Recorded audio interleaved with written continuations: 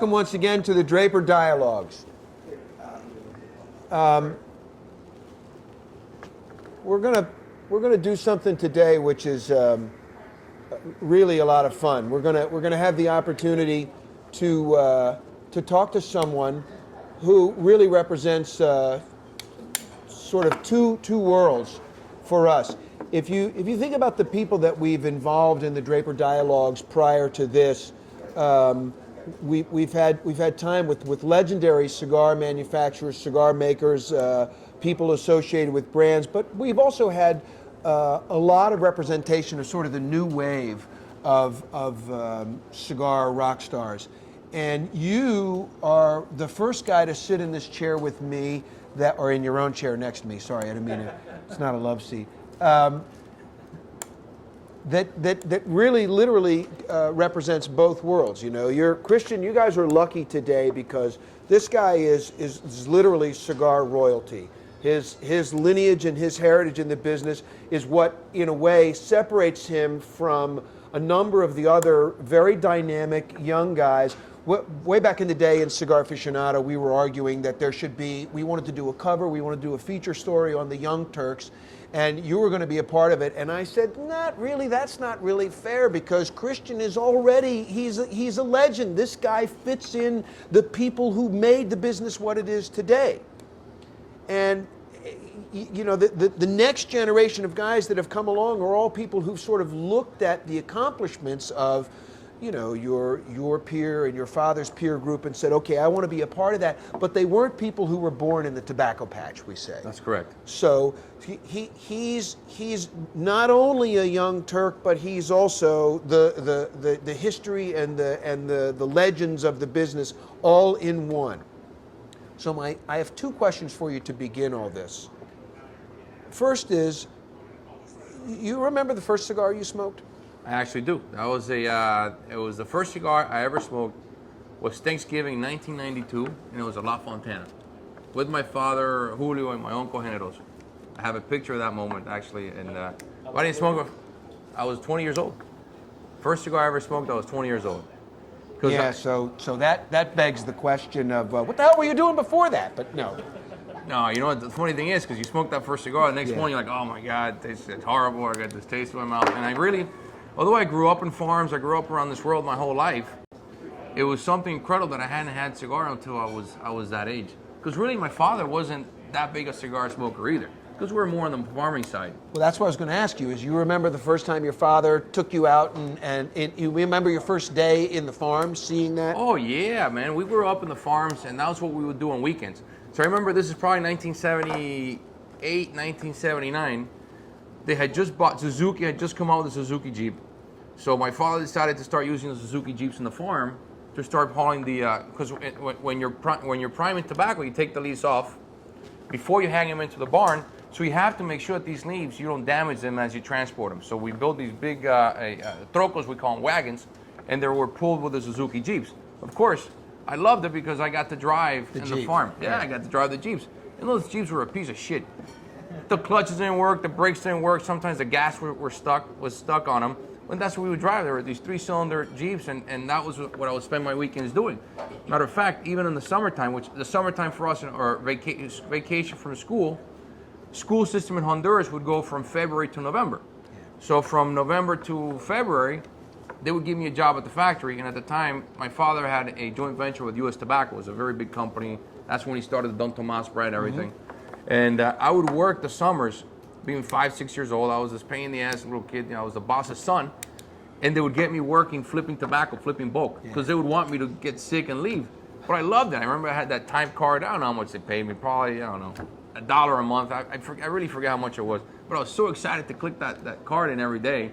And every single day, Pepe Quesada, real nice man, would go to my father, listen, what do I do with the kid today? He goes, no, just give him the worst jobs you can give him. It was sweeping, flipping tobacco, but my whole life was growing around tobacco. So I remember all these stories as if they were yesterday. And I honestly think that my father was indoctrinating me for this business. And honest to goodness, the smell of the barns is unforgettable. Oh my God. And working tobaccos, if you're flipping bulks, oh yeah. Like, if you, back then the tobacco was so strong and so rich, we weren't using the hybrid seeds that you use today. Back then, tobacco was a real thick, honest to goodness tobacco. The stuff that my father's mentor, Angel Oliva, when the embargo had started in 1962, the reason he went to Central America and the reason why he picked Honduras specifically, because that was the only tobacco that he felt was similar to what Cuba was. Yeah, that's so right. Honduran tobacco was thick. These were the old Cuban traditional seeds. So when that stuff was fermenting, it was extremely powerful.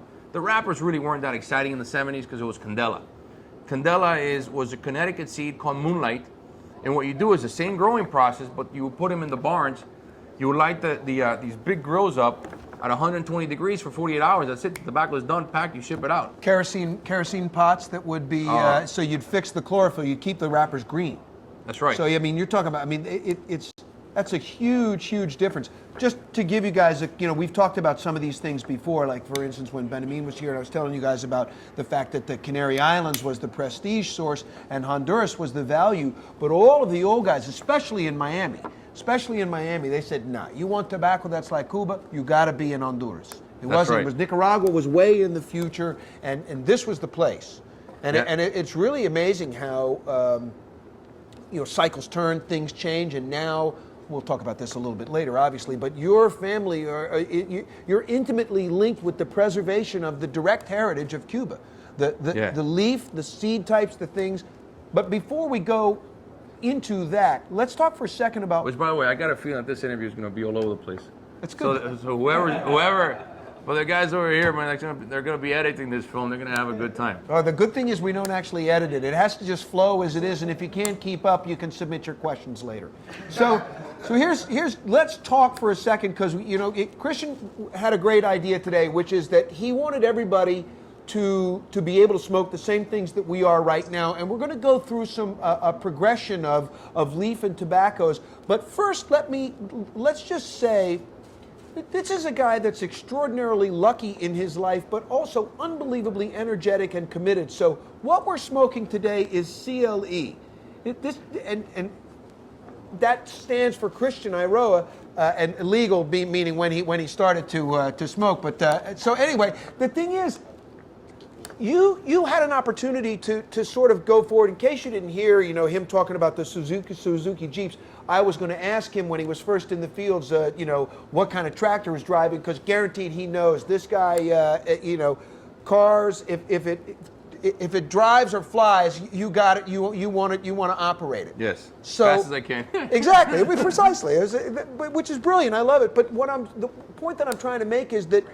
He came to a stage in his life, maybe faster than a lot of us have been lucky enough, where he really didn't have to work, and instead you committed a tremendous amount of time to rebuilding a personal brand, to do things that you couldn't necessarily do before. That is correct. And that's what this represents. It is. We were very fortunate enough. We were involved with a company that was called Caribe Imported Cigars, and the best-selling brand for us at the time was Baccarat. Although the company wasn't really known for Baccarat, we ended up developing something called the Camacho line that we bought from Simon Camacho back in 1995.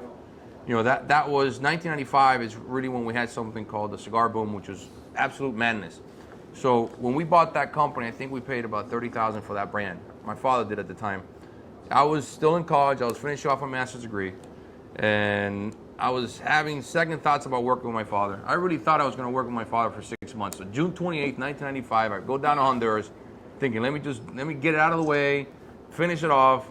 December, I move back to Miami, and I'll go into finance or real estate or whatever I wanted to do. But I ended up really loving the business.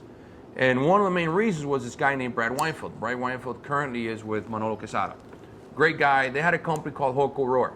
Hoco Roar had two brands that became extremely powerful worldwide, which is Romeo y Julieta, which we made for Nazareth and Beverly Hills. Exactly. And he shows up and he wants us to make the cigar called Saint Louis Rey. Saint Louis Rey was, and I have to admit right now that I did not know how to smoke cigars. I didn't know how to blow the smoke out my nose. So I truly am the only putz that never really enjoyed a Saint Louis Rey for what it should have been. When you made them back then, at the dawn of it. It was incredible, man. We used a seed called 214. There was a guy named Dr. Bertunison. He developed all these seeds that were hybrids at the time. They were Cuban, beautiful Colorado wrapper. That company was sold to my good friend David Perez now. He carries all these seeds now. But anyway, again, we're going to keep digressing. That's okay. Keep going. You're telling So, them. you know, that seed, and we eliminated that seed altogether from the industry because the yields were very low, and that's before the hybrids started coming in from Cuba. Havana 2000, Corojo 98, Corojo 99. Anyway, so we developed this one blend for Brad, which really was the exact same blend that we're going to use for Camacho. Very similar to the blend we were making for my good friend Felipe Gregorio back in the mid-90s. So Brad Weinfeld wanted to order 300,000 cigars only. We said, great, we'll do that. So we'll just step it up a little more and we'll come out with a Camacho. Wait, let's give one interruption I want to make for a second. These guys have to understand who Brad is. Brad's another was like a young kid in the business, whose father, Holco Rohr, was a legendary company that was a successor to the very company that brought tobacco, Simon Camacho with Olla de Nicaragua in 1973 into Nicaragua, moving from Honduras there. And in those days when our industry was really the pipe and tobacco industry, and cigars were like a little afterthought. It was not a big premium. And Holco Rohr was a monster in the pipes and accessories business. It was a huge, huge company. You couldn't basically have a real tobacco shop and not have product from them. But they didn't have, you know, remember in those days you had the East Coast version, you had the guys from England, you know, and in the East Coast you had Olla de Nicaragua, and in the West, for Holco Rohr, west of the Mississippi, you had Rosolones. And Holco Rohr went through all these iterations as the business changed, and when the cigar boom started, they really didn't have anything in their portfolio to work magic with. That was Wally Frank's old catalog. Exactly right. So the thing is, you guys come along, and you have two things in that stable that were a potential to hit the market in a way that, I don't know, it really made it earned them an immediate status. And because San Luis Rey was one of those cigars that it showed up in humidors and people started smoking it going, oh my God, where did this come from? And it had flavor. It had one thing. It had a smell. When somebody lit up a cigar right next to you, you'd be like, "What the hell was that? Where'd you get that? I want to smoke that." You know, I mean, it was like a virus. It spread through the industry. Everybody wanted it. There wasn't enough product. Well, see, what happened in Honduras at the time, during the 1980s, the cigar industry was absolutely terrible. So there was one manufacturer who he's still around, so I won't mention their names. They had a lot of bad tobacco. They had a lot of tobacco, period. Good, bad. And they had a lot of tobacco, it's fair to say. They had a lot of tobacco. And they sold it to one company at 30 cents on consignment. Sell whatever you want. So the reputation for Honduran cigars was destroyed. Dominican cigars were it for the 90s, which they deserved that reputation. They worked hard for that reputation. So they get the cigar exactly what Brightman's saying. It was such a shock that Brad Weinfeld called me 2 weeks after they received the first shipment. Says, Christian, we need 2 million cigars. Mm-hmm. All right, isn't that? And this is a guy who was trained to be conservative. Oh yeah. You know, don't think there was a reason why he ordered 300,000 in the first place. Are Jewish people usually conservative? All right. So Brad went absolutely crazy with these cigars, and I remember his first phone call. He says, Christian, have you smoked the cigar? Oh yeah, Brad, do you like it? He goes, Christian, it's fucking amazing. I'm impressed with the cigar. I said, okay, thank you, Brad. And I thought it was just a compliment. I really didn't know what that brand was going to do for us. And it really did put us in the map. And it began to generate something in me and started teaching me that maybe full-body cigars were it. Because like George said, you know, I was stuck, and I still am today, in this traditional world and the new world. Why? My mentors were men like my father, Sal Fontana, who passed, Carlos Fuente. Carlos Fuente would come to my house when Carlos was probably 25 years old. I'm not aging, I just don't know exactly how old he is. I must have been 6, 7 years old. You know, I was the guy that would tap on the head. Estelo Padron, my true mentor, the guy who I think today, him and Rolando Reyes. Estelo Padron used to run the Villazon factory, which was Hoyo Monterrey and Punch. The absolute 2 best manufacturers that will ever exist in this world. And Hoyo de Monterrey and Punch defined Honduras cigars up to that point. Yes. If you were talking about Honduras, this is long before the rise of Punch into of Padron into and Estelo Padron, not Jose Orlando Padron making the Padrones because they were in Miami at that time. That's right. That's absolutely right. So I'm just trying to keep people current about the placement. And Sal, Sal was an old, he died at 86 years old a couple years ago. He was a New York salesman. He was the best. You know, Sal's children populate this business to this day, and I mean his children in this industry. He was one of the greatest guys. I'll never forget Sal when he called and told me, he said he always had to drag you around, you know, doing sales calls and stuff. That was a brilliant Sal moment. actually showed me, a month into my being with the company, he showed me, like a few years later, he showed me a resignation letter. A resignation fax. Yeah. It was a fax at the time. He couldn't stand me. Because, you know, we're trying to do things differently. So when we do San Luis Rey, the seed gets planted into me. I said, you know, I think people like full-body cigars. And my father would always tell me, again, I got stuck with this because I did look up to these men. I spent all my time with these guys trying to learn as much as possible. I was very fortunate to realize this at a very young age, that I need to learn from old people. So he says, Christian, the smart Spaniards, the cigar manufacturers in Tampa in the 1950s, 1940s would all get together and say, look, the smart Spaniards went to Tampa, the dumb ones went to Cuba. I go, Dad, why is that? Because the ones in Cuba said, no, we need to make our cigars fuerte, they need to be strong. And then the smart ones in Tampa said, no, screw that.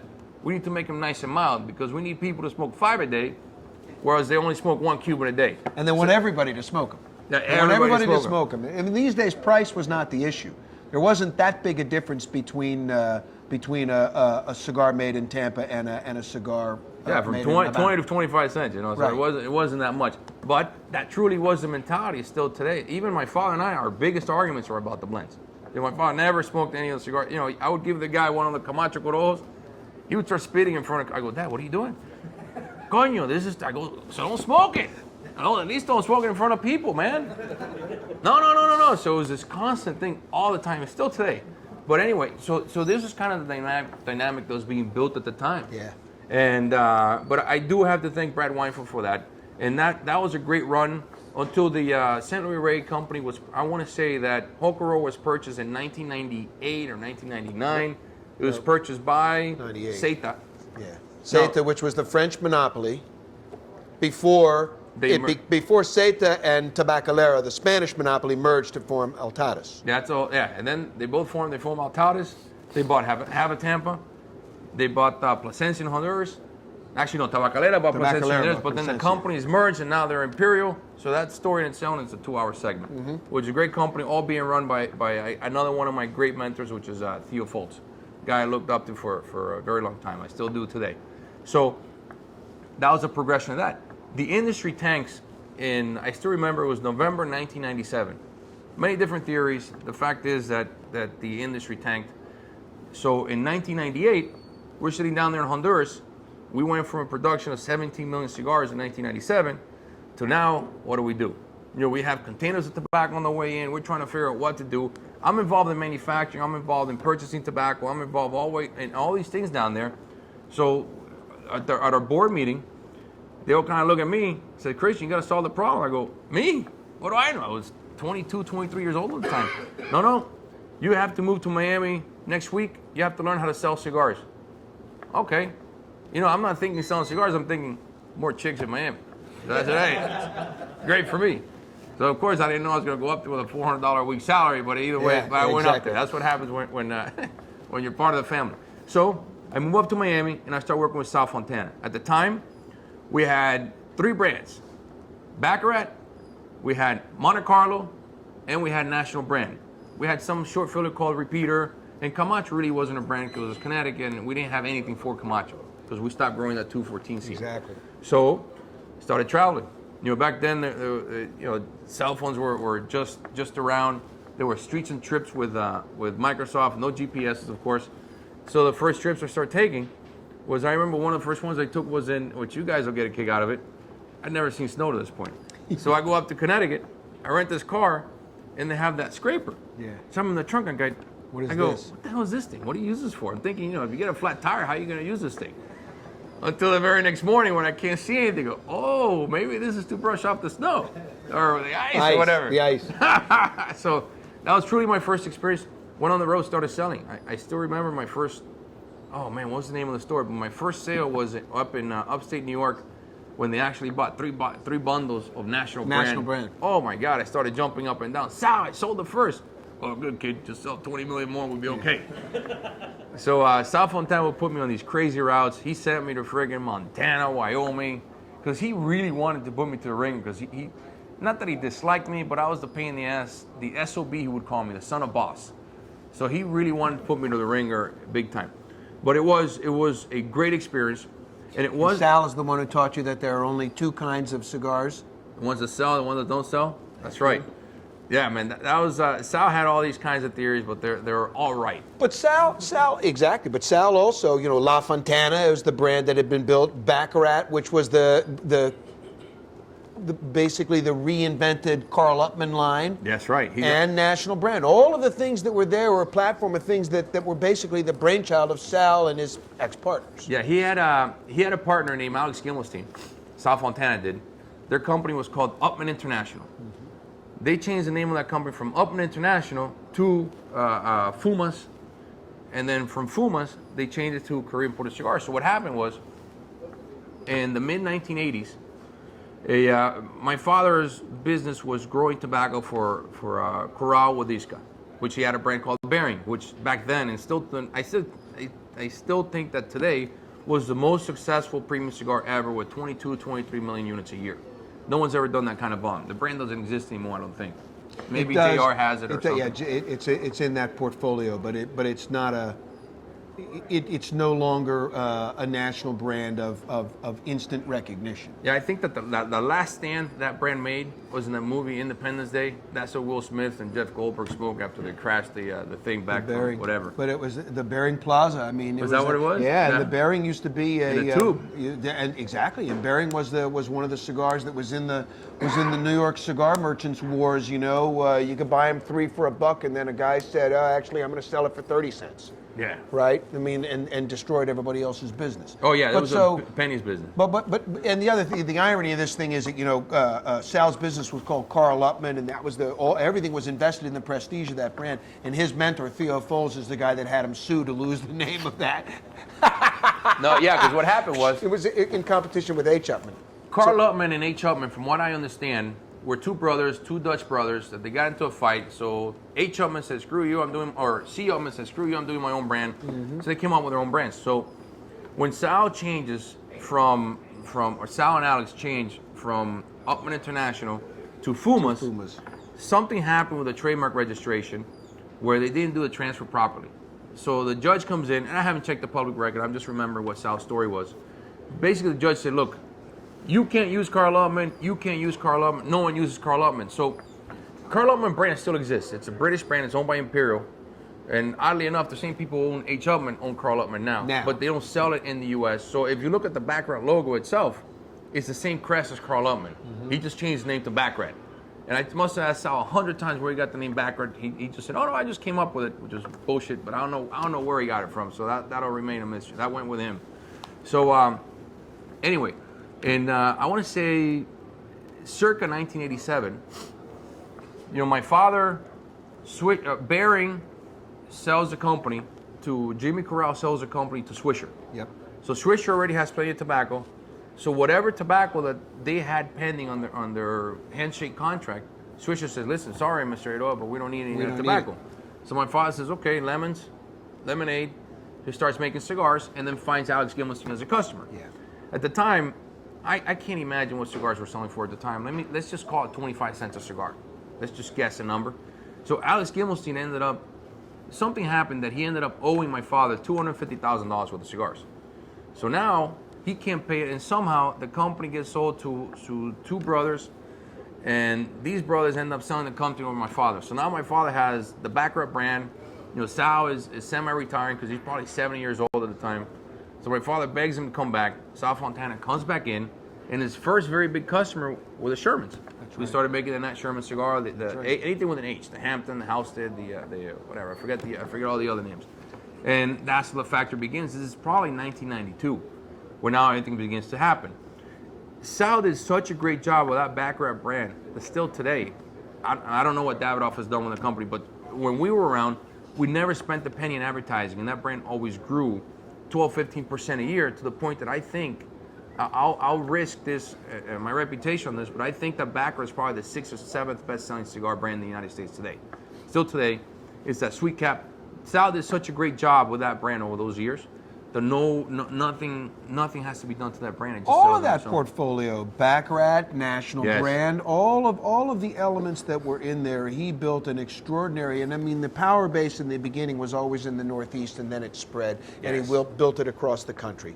And they're you know, they still have incredibly loyal, and that's a definition of the breadth of the market of people who like mild, creamy cigars. When he was creating the portfolio for those things, Sal understood that, you know, the largest possible group of consumers. Oh, yeah. You know, again, these old guys. Sal had one thing that I truly did admire from anybody. For an old guy, he was extremely open-minded. He was open to change in different directions. Sal's a guy who had an iPhone, he had an iPad, he had all these things at the age of 83, 84. So I remember one time we had a naked picture of one of our sales. I won't mention his name not to embarrass him, but actually put it on the cover for Sal's phone. He's like, "Get the fucking guy out of here! I'm tired of looking at his dick all the time." So, but that's the kind of guy that Sal Fontana was. So in 1997. Cuba abandons the Corojo seed in 1987 because blue mold, black shank, it just doesn't yield. Cuba starts developing the different hybrids, and my order could be wrong, but the first one I did, I think, was HR92, Yep. which is a Pinal del Rio seed. Then Havana 2000 came out, and then I think there was a PR96. There were just different seeds that Zeta, the French monopoly, was investing in Cuba, developing all these new seeds because they needed the supply of cigars. They needed the yield. They needed the yield to come up. They needed to minimize the risk. They were providing the money for the inputs because Cuba as a country didn't have it. So they were investing all this and looking in return. And the interesting thing is that this thing changed a lot of sequence of events in the business. You guys ending up being, and you can tell them, being the custodians of the sort of the heritage seed types. But arguably, in the end, things like Habano 98 and Habano 2000 were more successful in Honduras and Nicaragua than they were in Cuba. Yeah, main reason is the technologies that we were using. First of all, it was my opinion, it always been my opinion, that the soils in Cuba were so used because these guys use that for survival. It's not a company, it's not a profitability thing. So they'll grow tobacco in the off season, they'll grow whatever else that they're going to eat. So I think those soils just weren't that ready for them. Plus, when you come to a different capitalist type system, whether you either make money or you lose money. And I think that's why men like Plasencia and men like my father were able to develop these seeds. And Honduras was... And exploit them. Exploit them, that's correct, because... Maybe that's too negative a word, but I mean to prosper with them, to develop them. Yeah, because you had... Dominican Republic had a tremendous culture for tobacco, and Dominican Republic at one point had 6,000 independent growers. Nicaragua had a similar system. That's because a Somoza, when the Cubans left, it was as simple as this, and it's literally like this. You would walk in and say, "Hey, are you Cuban?" "Yes." "Okay, I'm going to give you 3 acres of land. I'm going to give you a barn. I'm going to give you a loan. Grow the tobacco industry," and you see the fruits of it today. Yeah. And it really was just like that. That's where great men like Danielito Rodriguez, whose grandfather, Diego Rodriguez, the guy who developed the Corojo seed. That's why Simon Camacho, that's why Estela Padron originally started there, and Orlando Padron started there. And I don't know the internal history, and I think I'll probably get a call from George tomorrow. But I think Estela left Nicaragua because he and Jose didn't get along and said, "All right, screw it, I'm leaving to Honduras, so we'll be borders away from each other." Yeah. You know, we'll be cousins across the hill. So that was the kind of thing. But you know, I'll interject something real quick before we jump into the Corojo seed. The first cigar we gave you guys is called the 40. This is the shameless plug part. So the 40 was celebrating my 40th birthday. That cigar came out last July, which I turned 40 last July 5th. And that cigar has an Habano wrapper. We picked the second primings. Usually the higher on the leaf, the darker it is. But that is a Habano seed. That is a second priming on that cigar. It's medium body on purpose. You know, brands that we launched in the past and experiences that I learned. When we did Camacho was so full body at the time that people were afraid of trying Camacho. Yeah. And I wanted to make sure that these cigars that we did were medium body. All right. So now, you guys have tried that one. We're gonna seg into the Corojo, Wilson, if you don't mind. I hand out some of the CLE Corojos. And now we start talking about the Corojo leaf. And this is, you guys think I'm long-winded now. Here it comes. So, but yeah, exactly. Let's tell them the story of Corojo, where it originated in Cuba, and basically how it ended up that your family are the custodians of something that would otherwise be gone. And tell them about Ari too. I like that. About Ari, yeah. Yeah. No, we have. And so Cuba abandoned the Corojo seed in 1987, and they switched over to the hybrids. Daniel Rodriguez grew the Corojo seed in Nicaragua through the 1970s. In 1979, he left because what ended up happening, Daniel Rodriguez ended up, and I think this story is correct, he ended up owning Simon Camacho and Francisco Bermejo started La Joya in Nicaragua. Famous brand today, even and a lot of historical significance. Changed the cigar business in 1973 when it was Yes, launched. completely. Yes, absolutely did.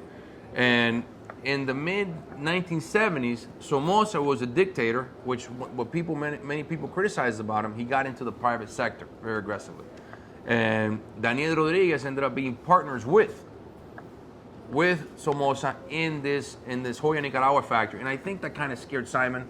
And I think that kind of scared Francisco Bermejo.